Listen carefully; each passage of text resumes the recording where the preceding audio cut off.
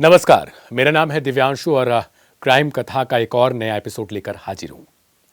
आज हम रिश्तों को कलंकित करने वाले एक ऐसी कहानी के बारे में सुनेंगे जिसे सुनने के बाद वो पहले वाली लाइन जो हुआ करती थी, पूत कपूत भले हो जाए लेकिन माता को माता नहीं हो सकती, उन लाइनों को दो ऐसे शख्स ने बिल्कुल दरिंदगी के उस अंजाम में पहुंचा दिया जहां से शायद लोग ऐसी लाइनों को भी बोलने से अब कतराएंगे।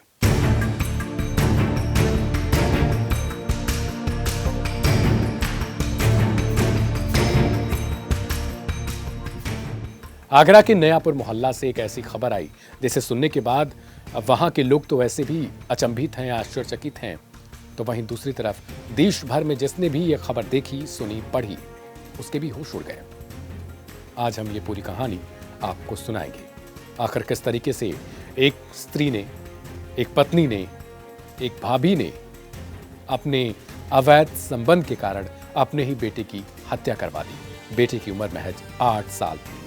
बेटा इतना प्यारा था जिसे देखने के बाद आपको भी शायद उसके लिए सांत्वना और दिल में आपके लिए मोहब्बत हो जाए। बेटे का नाम रौनक, उसके पिता का नाम करण, मां का नाम यशोदा और उसके देवर का नाम भानु सिंह।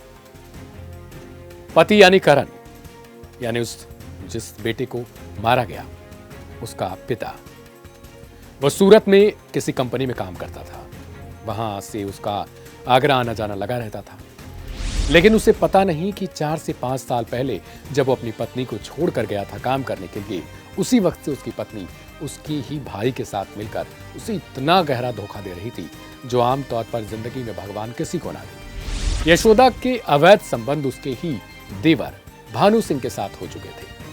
पहले शुरुआत में ये लोग आपस में बातें करते थे, गपशप करते थे और उसके बाद कहानी धीरे धीरे आगे बढ़ती है। आगे बढ़ने के दौरान ही कुछ ऐसा होता है जिसके बाद ये दोनों एक अवैध संबंध के रिश्ते में जुड़ जाते हैं। अक्सर जब रौनक अपने स्कूल जाता है, बाहर घूमता टहलता है, किसी बहाने ये उसे बाहर भेज देते हैं और फिर खुद गुलछर्रे उड़ाते हैं, रंगरेलियां मनाते हैं। इन्हें लगता है कि ये रिश्ता इनका ऐसे ही चलता रहेगा और किसी को पता भी नहीं चलेगा। ये कहानी यहां तक बढ़ चुकी थी कि जब करवा चौथ का व्रत था तो यशोदा ने अपने पति को छोड़कर अपने देवर के लिए करवा चौथ का व्रत रखा था। उसके लिए लंबी उम्र की कामना कर रही थी। कुछ फोटोज भी बेटे के मर्डर के बाद मिले हैं, जिन्हें देखकर पुलिस वाले भी दंग रह गए।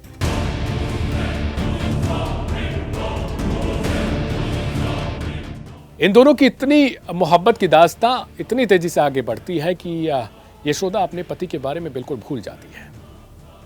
फिर धीरे धीरे आगे बढ़ता रहता है रिश्ता। दोनों अक्सर मिला करते हैं क्योंकि घर आसपास ही था और हर बार आम तौर पे उनके साथ इस तरीके के संबंध भी बनते थे। एक दिन रौनक बाहर खेल रहा था। इन लोगों को लगा कि रौनक तो अभी बाहर है और ये अपनी रंगलेरियां मना लेंगे और उसे पता भी नहीं चलेगा, जैसे आमतौर पर होता आया सूरत से। लेकिन उस दौरान पति भी घर पर आया हुआ था। पति 29 नवंबर को बाहर मार्केट गया हुआ था। इनसे रहा नहीं गया और इन्होंने सोचा कि चलो कोई है नहीं, मिल लेते हैं। ये आपत्तिजनक स्थिति में दोनों अपने ही बेटे को दिख गए, यानी रौनक को, क्योंकि बाहर से खेलता हुआ अपनी मां के पास पहुंचता है चिल्लाते हुए। जैसे ही दरवाजा खोलता है और अंदर देखता है तो वो तो ठहरा बच्चा, उसे कुछ ऐसा नहीं पता। लेकिन अब इन दोनों को डर हो जाता है कि ये कहीं ऐसा ना हो कि जाके करण के पास ये सारी बातें बोल दे। अब यशोदा अपने देवर से पूछती है कि मेरे बेटे ने तो सब कुछ देख लिया।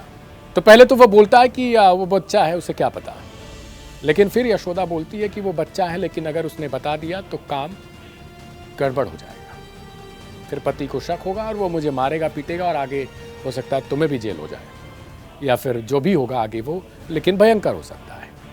अब जो देवर है भानु, उसको भी लगता है कि ये बात सही है और वो सोचता है कि किसी तरीके से बेटे रौनक को मना लिया जाए या फिर उसको ठिकाने ही लगा दे। बहुत कोशिशें करता है उस अपने भतीजे रौनक को टॉफ़ी चॉकलेट दिलाने की और उससे बोलता है कि जो भी तुमने देखा है वो भूल जाना और वह उसे अपने पिता को मत बताना, करण को। बेटा कहता है ठीक है। लेकिन फिर भी उसकी माँ को टेंशन रहती है कि ठीक तो बोल रहा है लेकिन बच्चा है, अगर बाद में कुछ ऐसा कर गया तो फिर बवाल हो जाएगा। पति घर लौटता है और उस दिन ये कुछ नहीं ऐसा कर पाते, फिर इन्हें डर रहता है। लेकिन पति फिर किसी काम से बाहर जब जाता है, उसी दौरान यशोदा अपने देवर भानु को बोलती है कि बच्चे को ठिकाने लगा दो। इसके बाद ये दोनों तय करते हैं कि उसका खून होगा। पहली दफा में किसी चीज को उठाकर भानु, जो बच्चा बाहर गया था, उसको 2-3 बार वार करता है। वो गिर जाता है, छोटा बच्चा ही था, अगर आप कस के भी किसी चीज से मार देंगे तो शायद वो बेहोश हो जाए या फिर वहीं दम तोड़ दे। लेकिन फिर भी रौनक की सांसें चल रही होती हैं। यशोदा बाहर सीढ़ियों के पास खड़ी होकर देख रही होती है कि कहीं उसका पति या फिर कोई और ना आ जाए, और वो कहती है कि जल्दी से उसको ठिकाने लगाओ। फिर देखता है भानु की सांसें चल रही हैं। उसके बाद कंटिन्यू उसके ऊपर वार पे वार किया गया जब तक कि वो पूरी तरीके से मर नहीं गया।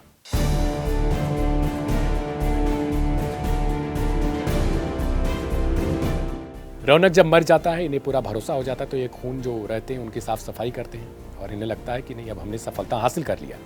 इसके बाद एक पानी की छोटी सी टंकी रहती है, उसमें ले जाकर ये रौनक की शव को छिपा देते हैं। और फिर यशोदा चिल्लाना शुरू करती है कि मेरा बेटा गायब हो गया, मेरा बेटा मिल नहीं रहा है। रोती गाती है जैसे आमतौर पर किसी का वास्तव में बच्चा खो गया हो और उस महिला को उसे पता ही ना हो। इस तरीके का रिएक्ट करती है। लोग आस पास के आते हैं और देखते हैं, उसे ढांढस बताते हैं कि ठीक है बेटा मिल जाएगा तुम्हारा। पति भी आता है, करण भी आता है, कहता रो मत, जाने दो, हम खोजते हैं ना, बेटा मिल जाएगा हमारा।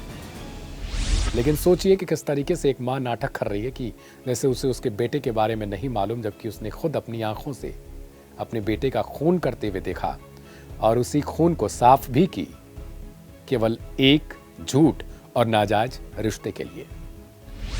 इसके बाद कहानी जब पुलिस तक पहुंचती है तो पुलिस को आशंका रहती है पहले से।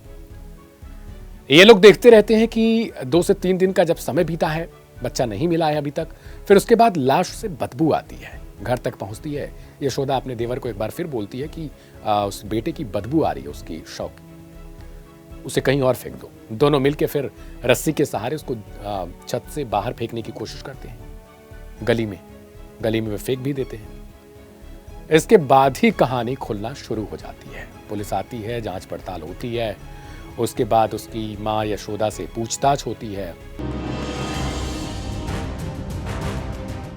अब कहते हैं ना, अगर आप किसी झूठ को बार बार छुपाने की कोशिश करोगे तो वो और ज्यादा खुलता हुआ नजर आएगा, क्योंकि आप जिस झूठ को बोलते हो उस झूठ के लिए आप झूठ का ही सहारा लेते हो और उसी झूठ में आप उस सच को दबाने की कोशिश करते हो। सच हमेशा बाहर आने की ही कोशिश में रहता है। हर बार आपकी थ्योरी एक तरीके की नहीं हो सकती, और इसीलिए क्योंकि वो सच नहीं होता। यही कारण था कि यशोदा अपने ही बोले गए झूठ में फंसती हुई जाती है और उसके बाद पुलिस कड़ाई से पूछताछ करती है। फिर दोनों इस राज को उगल देते हैं कि हाँ, हमारे नाजायज संबंध थे। ये जो बच्चा है वो उसके सगे चाचा और उसकी माँ द्वारा ही इस घटना को कारित किया गया।